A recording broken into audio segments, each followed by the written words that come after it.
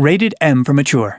Greetings, Deadhunters. Swarms of zombies have been unleashed in Zombie Army VR's all-new Horde Mode, and we're counting on skilled undead slayers like you to clear all 12 waves and wipe them out. We won't sugarcoat it. This isn't gonna be a cakewalk. But with your abilities and the tips in this briefing, you might just stand a chance. Every time you enter Horde Mode, you'll be locked into a location with a pistol and as much ammo as you can carry. Since you'll be completely cut off from HQ, you'll have to rely on whatever supplies you can scrounge up on site. That means you can run out of bullets quickly. Very quickly. With this in mind, you're gonna want to keep a close eye on your ammunition and avoid making too many mistakes. When the Horde is breathing down your neck and you only have a handful of bullets, you'll have to make every shot count.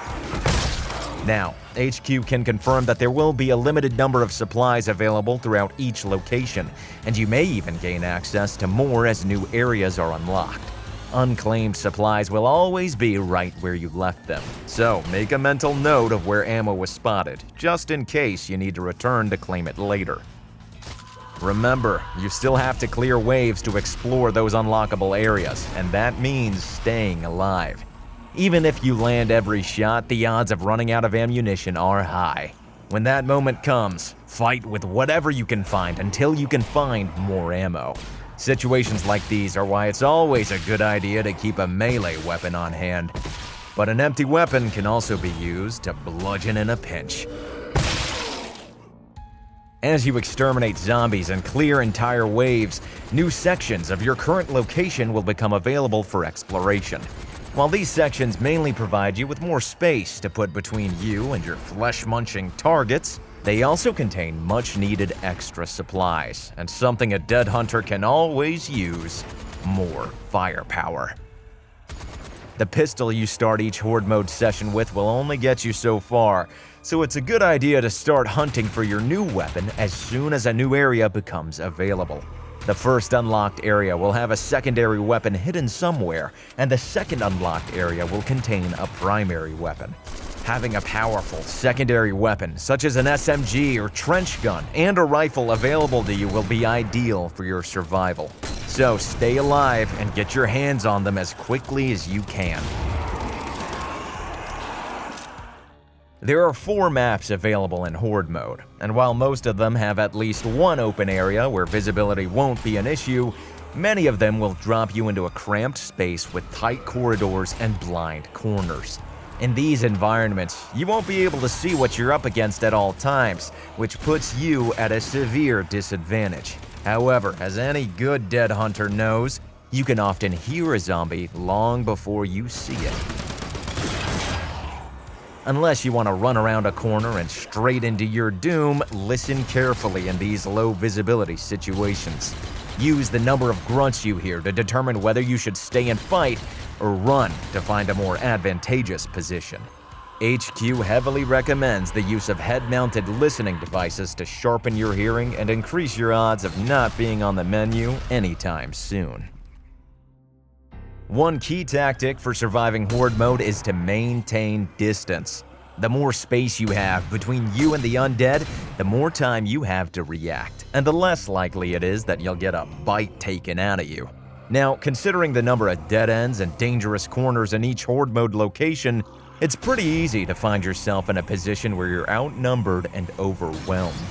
To avoid this, you should stay on the move as much as possible while avoiding those dead ends. Weave around zombies if you have to, but make sure you stay out of reach. Also, use the entire location to create space, meaning the starting area and each new section as they are unlocked. Later waves will have more enemies and increased difficulty, so don't get too comfortable in a single area. If you need to make some space quickly, HQ recommends the responsible use of explosives to clear the zombie front lines.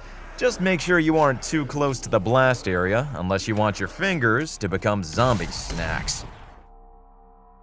We expect many Deadhunters will choose to face Horde Mode alone to prove their skills, but it doesn't have to be a solo mission. If you'd prefer to have some backup, call in reinforcements and head into Horde Mode with a fellow Deadhunter for cooperative play.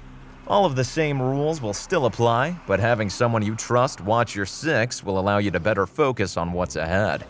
Also, what could be a better way to bond with a comrade than popping hundreds of zombie skulls? Each successive wave of Horde Mode will crank up the difficulty. Sometimes that'll mean more enemies, and sometimes that'll mean the introduction of special enemy types, like zombie snipers and armored giants. While just about every zombie is weak to a bullet in the head, there are some variants that will have certain weaknesses. Keep these weaknesses in mind so that when you come face to face with a certain kind of zombie, you know how to take it out quickly. Your goal is to make it to the end of Wave 12 alive, and knowing your enemy is half the battle.